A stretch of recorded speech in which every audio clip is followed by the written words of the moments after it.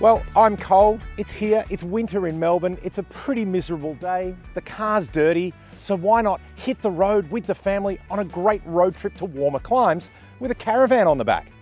What, I hear you say? That's a Mazda CX-5, a medium-sized SUV, not a double cab ute or a giant 4x4. Surely you can't tow with that. Well, yes you can, and I'm going to show you just how to do it. The Mazda CX-5 is offered in 7 trim grades with prices that span a range from $32,390 for a 2-litre CX-5 Max front-wheel drive manual to $53,880 for a 2.2-litre twin-turbo all-wheel drive automatic diesel CX-5 Akira. Our car is a 2.5-litre turbocharged petrol CX-5 GT SP. The 2.5-litre turbo offers 170 kilowatts and 420 newton metres and a claimed combined cycle fuel consumption, without a Caravan, of 8.2 litres per 100 kilometres. Now for towing, the big reason you do choose the turbocharged petrol engine, aside from being a more fun car to drive, is that it has a 2,000 kilogram brake tow rating, whereas the non-turbo CX-5 has an 1,800 kilo brake tow rating. Mind you, neither of which actually really matter right now because our van doesn't weigh that much. Let's go take a look. Well, this is the Jayco J-Pod Outback. It's the smallest Caravan that Jayco built, weighs around 900 kilos, and it's perfect to tow behind our CX-5. Now you might say, what if the whole family needs to go away? That looks pretty small. It actually sleeps 4, and I'll show you how. It's a pretty cool, well-contained, I guess, go everywhere little Caravan. And if this is your first time at towing and your first time at Caravan Adventure, something like the J-Pod is a great place to start. Now, if you are traveling with the kids, that's where they sleep up there. That's a rooftop tent on top of the Caravan. It folds out, pops up, a ladder comes down. It makes this whole getting away from it all a little bit more of an adventure. Let's take a look inside your new home away from home. Well, the J-Pod might be the smallest Caravan that Jayco offer, but it's actually pretty cool. You've got a double bed, plenty of storage. There's storage under the bed as well. There's a pop-out skylight, pop-out windows, even a powered portable fridge. It kind of has everything you need to get away for a weekend or a week or even longer. So there we go. You've got your car, you've got your Caravan. They're the exciting things done. Let's connect them all up and I'll show you some great tips on how to do that simply and safely. Now, if you've never done this before, possibly the greatest advance in towing connectivity is this, your reversing camera. It allows you to line up your trailer and your tow ball with pinpoint accuracy every single time. And you can see here that we just take it nice and slow, nice and easy, and we line up to our trailer, and that should do us about there, and we're good to go. Now I have to say, that's pretty good even for me. The reverse camera is your greatest tool here. Now, before we lower the trailer onto the car, there is one more weight that we need to discuss. We know that the Mazda can tow 2 ton, and we know that our trailer weighs 900 kilograms, but the important one here is the tow ball down weight. Now, we did a great video explaining this a couple of years ago. We'll put a link in the copy below as well as here on screen, so you can check that one out. But basically, the tow ball down weight is the amount of weight that the tow bar can support pushing down on it and the amount of weight that the Caravan actually is pushing down. For our Mazda, it can support a maximum of 150 kilos being pushed onto the tow ball. For our trailer, it pushes down 115 kilograms. So the trailer is lighter than the Mazda can support, so we're good. But it's a very, very important thing to consider before you even connect up your Caravan. All right, let's get started. Right, well, the first thing is to lower the trailer onto the car. And you can see our alignment's got us pretty close here. We wind in our jockey wheel, and as soon as the jockey wheel starts to lift up like that, you know that the weight has been taken by the car. We simply connect this up, get that on there. Now, some jockey wheels you can fold away. Ours needs to be removed. Take this off. The next thing to do is connecting your chains. To connect these up, there's a really good tip is to cross them over. So the chain here on the right-hand side comes under and connects to the left-hand side of the car. Now, what's interesting about the Mazda, this is what's called a European tow hitch, and this can actually be removed from the car when you're not using it, so you don't bash your knees on it walking behind the Mazda in your driveway. But what it means is to connect these up. They're right up under here, and it's a bit muddy, so just bear with me while I get this done. Now nearly there, we have to connect up our power. Now worth noting, because our Mazda has the removable tow hitch, the wiring loom actually lives inside the car when it's not in use. It's not mounted on the outside, but it's this nice flat ribbon cable, so it's easy to close the boot on top of it. Your car may differ, it all depends. Either way, one thing to remember too is that the car tends to come with a 7-pin plug, whereas the Caravan, if you're towing something like this, needs a 12-pin plug, because you're not only powering the Caravan's brakes and lights, but sometimes you can power some of the accessories and equipment in the Caravan as well. So we needed to get an adapter cable. It came from a Caravan parts store, cost about $40. You only need to buy it once, but it's just worth checking again before you go and connect it up. Connecting things though, really simple. Make sure everything lines up, and we're good. Now I'll just guide this closed and give it a little push. Now that we're all connected, we can safely remove the trailer's handbrake, which you must remember to do before you set off. But before we drive anywhere, let's power up the car and check all the lights on our trailer. Now this is easier to do if you've got somebody else with you, like say Frank, the cameraman, but I'll show you how to do it by yourself, and a great way to check the trailer before you go anywhere.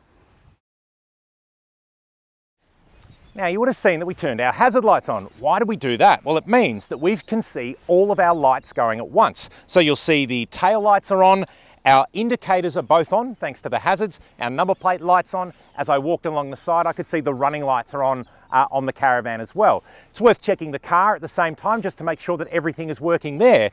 But basically, that's it. Let's get going.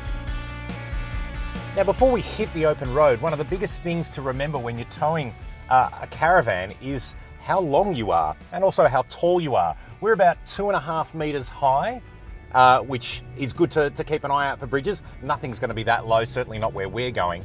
But the length of the vehicle, so of the CX-5 and the Caravan on the back, is a pretty important thing to remember, especially when turning. And it's something you do get used to, but it's good practice to just, I guess, go longer and go deeper. And I know that doesn't sort of sound like much, but don't clip a tight corner. Don't turn too sharply when you've got a Caravan on the back. You might need to just swing out a little wider before you turn in, or just head a little bit further across before you turn left or right in order to make the turn. And you may notice that while watching this, I am consciously looking at my mirrors far more often than I normally would. And it's not just because my rear view mirror is taken up with the J-Pod behind me.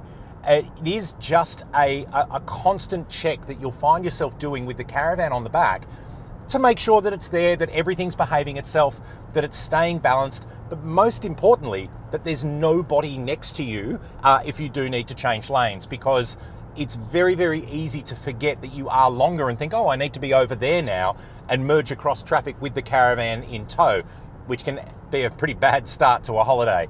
So keep an eye on your mirrors, keep an eye on your trailer, and be cognizant of where you're turning, and the rest is a breeze. So let's talk about our CX-5. This car, the turbocharged 2.5 litre petrol engine, it's a brilliant engine. It really made the CX-5 a far more enjoyable car to drive. Now, this isn't the newest kid on the block. CX-5's been around for a while. We're expecting Mazda to have the new CX-60 fill this position next year. So the reason for choosing this car for this demonstration is because there are so many of you out there that own CX-5s. This car has been a long time favourite of Australian drivers. And if you've got one and you've got a tow hitch and you've always been thinking, could I go for that touring holiday with a Caravan on the back, I really just want to make sure that you understand that it is possible. But if you own a RAV4 or you own a Hyundai Tucson or you own a Kia Sportage or something else in this set, any medium-sized SUV should be able to tow something. And like our J-Pod, it's under a tonne. So that's not far off the unbraked tow rating of nearly every car at 750 kilos. So most cars will have somewhere between a 1,500 and 1,800, maybe up to 2 tonne like our car here. You don't need a 3.5 tonne tow capacity of, say, a Mazda BT50 in order to tow something like the J-Pod.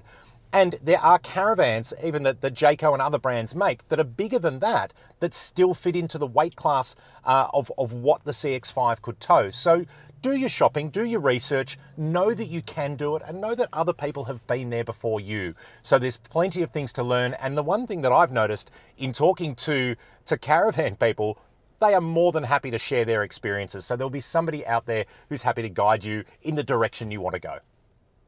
Now, it may only weigh 900 kilos, but you can tell that it's on the back. The CX-5 feels a little bit sluggish. If you see it in profile, you'll see it squatting down a little at the back.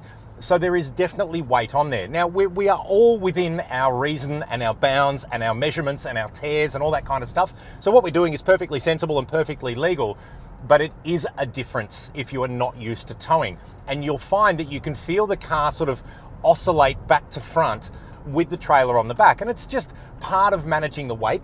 We've got an electronic brake controller here on the CX-5, which means that we can dial up different brake biases for the trailer.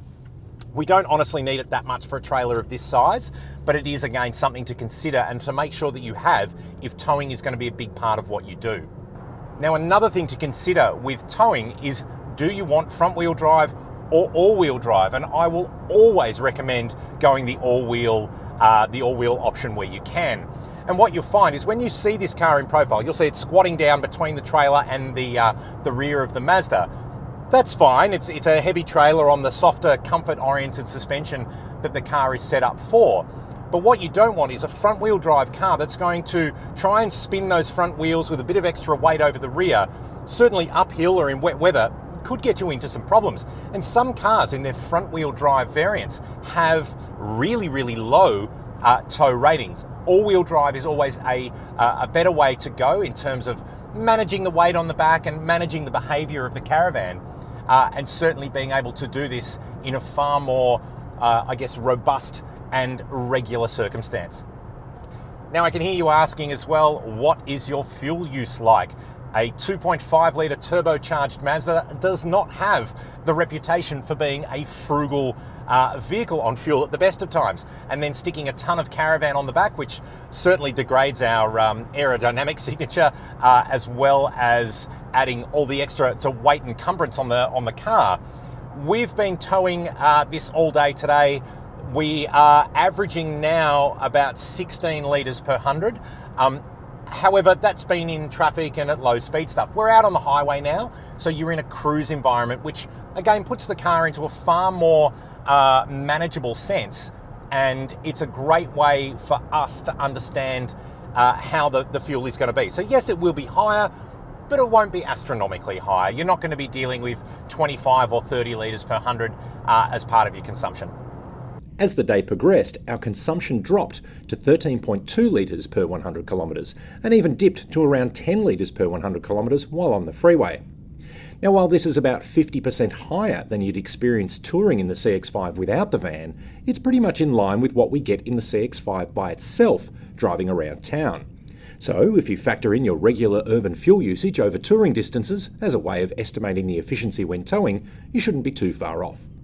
So let's talk a little bit about power and performance, because the 2.5 litre turbocharged CX-5 without a trailer is a pretty sprightly thing.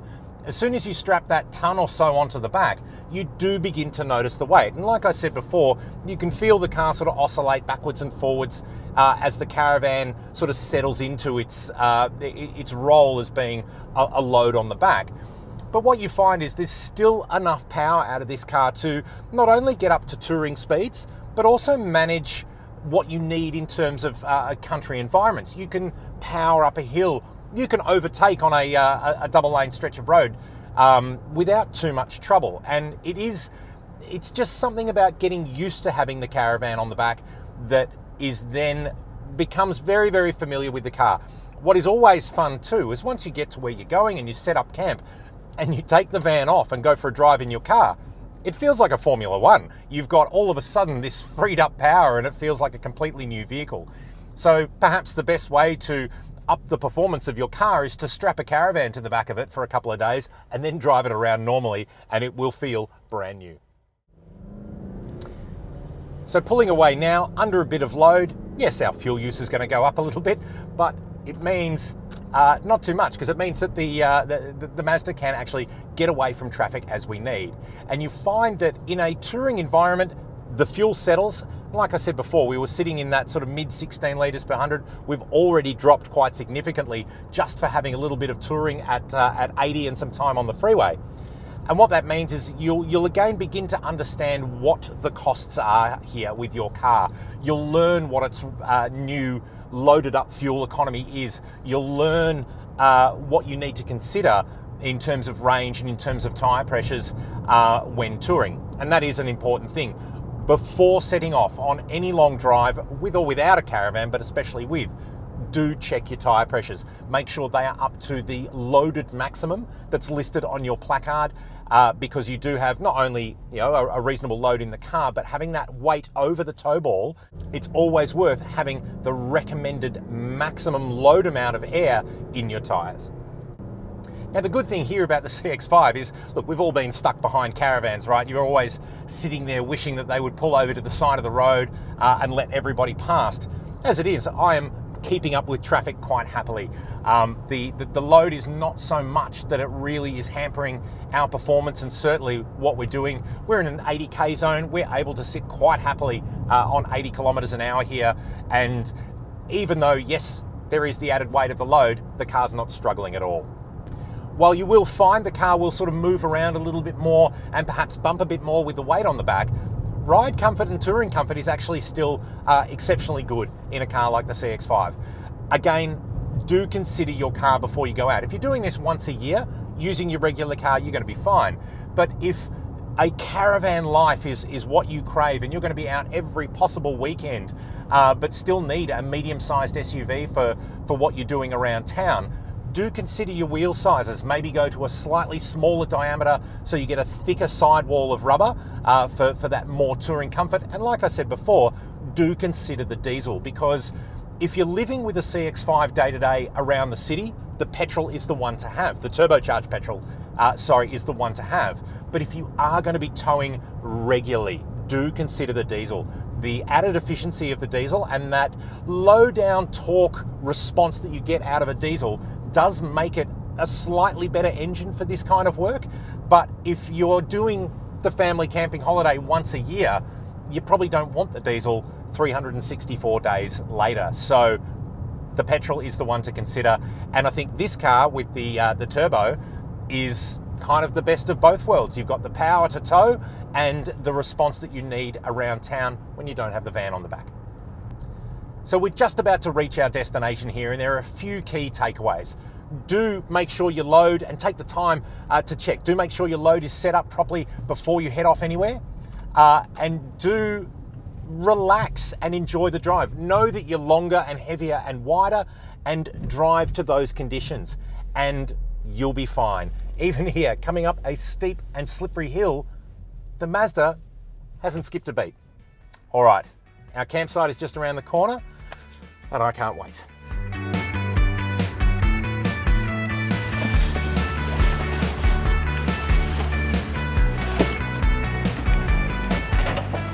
Well, here we are. We've arrived at our stunning camp spot / car park. The tent is popped, the kitchen's out, and we are ready to settle in for the afternoon. What have we learned today? Well, first of all, CX-5 is a brilliant tower. Not that anyone would have really questioned that. You've got enough power, enough torque, and enough weight balance to manage a van like this. In fact, any medium-sized SUV should be able to handle a van the same size of our J-Pod here, or perhaps even something a bit bigger. Now, if you've watched this and are thinking, today's the day, we're going to go out on an amazing camping adventure, these are the things you need to remember. First of all, check your weights. The weight of the van, the tow rating of the car, and most importantly, the down ball weight on the tow bar itself. Get those things in order, make sure that they can add up, and you're more than halfway there.